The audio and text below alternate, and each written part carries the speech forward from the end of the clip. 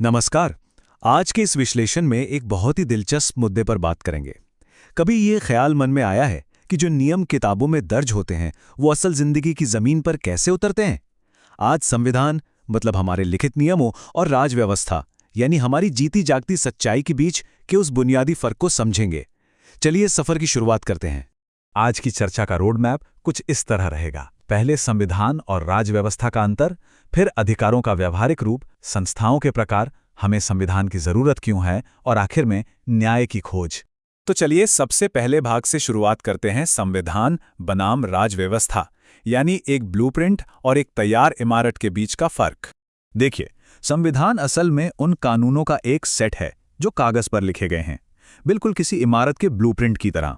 लेकिन राजव्यवस्था वो सिस्टम है जो इस ब्लूप्रिंट को असल जिंदगी में लागू करता है। उदाहरण के लिए, मान लीजिए संविधान का अनुच्छेद 17 छुआछूत को खत्म करता है, लेकिन अगर किसी नुक्कड़ की चाय की दुकान पर कोई भेदभाव हो जाए तो सिर्फ कागज पर लिखा एक नियम तो उसे रोक नहीं सकता ना। उसे रोकने के लिए एक पूरे सिस्टम की जरूरत पड़ती है। अब यहां एक बड़ा सवाल उठता है, जरा सोचिए, क्या कोई किताब खुद अपने बनाए नियम लागू कर सकती है? क्या वो किताब खुद उठकर किसी को कानून तोड़ने से रोक सकती है? जवाब बहुत सीधा है, बिल्कुल नहीं। और ठीक यहीं पर राजव्यवस्था या कहें पॉलिटी की एंट्री होती है। राजव्यवस्था दरअसल वो तंत्र है जो संविधान को असल में लागू करता है। हमारी संसद, अदालतें और कानून, जैसे कि 1955 का नागरिक अधिकार संरक्षण अधिनियम, यही वो असली मशीनरी है जो संविधान को उसके दांत देती है। जब कोई नियम तोड़ता है तो उसे सजा अदालत देती है। यही राजव्यवस्था का असली काम है। चलिए अब दूसरे भाग पर आते हैं, अधिकारों को व्यवहार में लाना, पन्नों से परे। आइए देखते हैं कि हमारे मौलिक अधिकार असल और कभी-कभी उलझी हुई परिस्थितियों में काम कैसे करते हैं। संविधान का अनुच्छेद 21 हमें जीवन जीने का अधिकार देता है, और दिलचस्प बात यह है कि इसका दायरा बहुत बड़ा है। अपना जीवन साथी चुनने की आज़ादी से लेकर शांति से सोने के मौलिक अधिकार तक सब इसमें शामिल है। जी हां, बिल्कुल सही, शांति से सोने का अधिकार। इसे एक घटना से समझते हैं। 2011 में दिल्ली के रामलीला मैदान में भ्रष्टाचार के खिलाफ एक बड़ा प्रदर्शन चल रहा था। आधी रात का वक्त था, भीड़ शांति से सो रही थी। तभी पुलिस ने अचानक छापे मारी और सोते हुए लोगों पर लाठियां बरसाईं। बाद में जब मामला सुप्रीम कोर्ट पहुंचा तो कोर्ट ने एक ऐतिहासिक फैसला सुनाते हुए कहा कि अनुच्छेद 21 के तहत शांति से सोने का अधिकार भी पूरी तरह सुरक्षित है। ये शानदार तरीके से दिखाता है कि न्यायपालिका किस तरह अधिकारों की रक्षा करती है। अब रुख करते हैं तीसरे भाग का, 3 प्रकार की संस्थाएं। असल में यही इस पूरे सिस्टम के मुख्य एक्टर्स हैं जो नियमों को सहारा देते हैं, उन्हें लागू करवाते हैं या फिर सीधे उनके खिलाफ खड़े होते हैं। संस्थाओं को हम 3 श्रेणियों में बांट सकते हैं। पहली, संवैधानिक संस्थाएं, जिनका सीधा जिक्र संविधान में होता है, जैसे कि हमारा चुनाव आयोग। दूसरी, असंवैधानिक संस्थाएं, जो सीधे तौर पर संविधान का उल्लंघन करती हैं, जैसे कि आतंकवादी या माओवादी संगठन।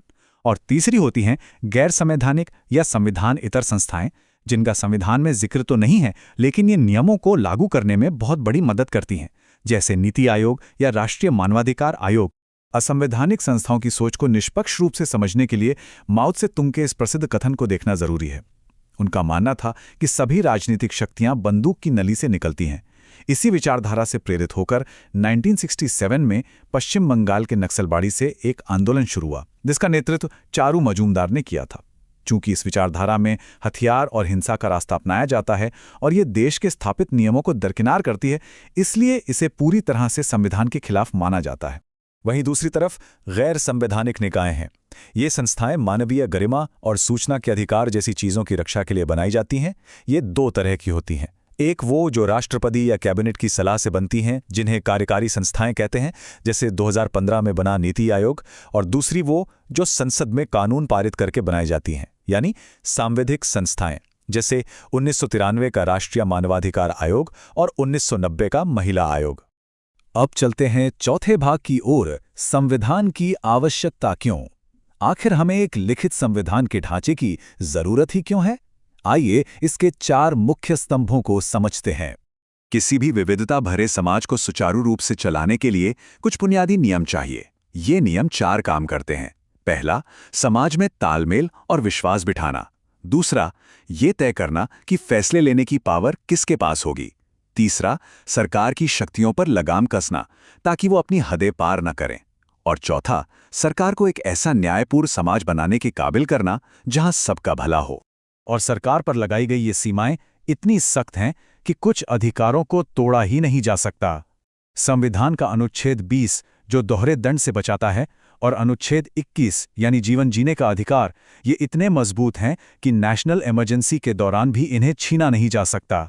ये हमारे अटूट अधिकार हैं। अब हम आ पहुंचे हैं अपने 5वें और आखिरी भाग पर, न्याय की खोज, जहां थ्योरी और असलियत का आमना सामना होता है। जब ये पूरा सिस्टम कमजोर लोगों की रक्षा करने में नाकाम रहता है तो इसकी एक बहुत भारी मानवीय कीमत चुकानी पड़ती है। 1982 के एशियाई खेलों का मामला एक बहुत ही अच्छा उदाहरण है कि जब सिस्टम काम करता है तो क्या होता है। उस वक्त स्टेडियम बनाने वाले मजदूरों को न्यूनतम मजदूरी तक नहीं दी गई थी। मामला कोर्ट गया तो अदालत ने दखल दिया और ठेकेदारों से मजदूरों को उनका पूरा पैसा दिलवाया। ये एक सफल उदाहरण है जहां संविधान ने एक न्यायपूर्ण समाज बनाने में मदद की। लेकिन इस व्यवस्था का एक दूसरा बेहद स्याह पहलू भी है, मच्छल लालुंग की कहानी। असम के रहने वाले लालुंग को 1951 में भारतीय दंड संहिता की धारा 323 के तहत एक बहुत ही मामूली मारपीट के आरोप में गिरफ्तार किया गया था। 54 साल, जी हां, पूरे 54 साल एक मामूली से आरोप में गिरफ्तार हुए लालुंग बिना किसी ट्रायल के, बिना किसी सुनवाई के 54 सालों तक जेल में पिसते रहे। आखिरकार साल 2005 में राष्ट्रीय मानवाधिकार आयोग के प्रयासों से उनकी रिहाई हो सकी। सोचिए, एक इंसान की जिंदगी के 54 साल व्यवस्था की सुस्ती की भेंट चढ़ गए। इस चर्चा के अंत में एक बहुत ही गंभीर सवाल सामने आता है। अगर न्याय मिलने में 54 साल लग जाएं, तो क्या कागज पर लिखे वो समान कानून असल जिंदगी में वाकई सबके लिए समान है? ये दर्दनाक हकीकत हमें याद दिलाती है कि सिर्फ एक अच्छी किताब या संविधान होना काफी नहीं है। कमजोर लोगों को बचाने के लिए एक बेहद सक्रिय, पारदर्शी और संवेदनशील राज व्यवस्था का होना बहुत जरूरी है। इसी विचार के साथ आज का ये विश्लेषण यहीं समाप्त होता है।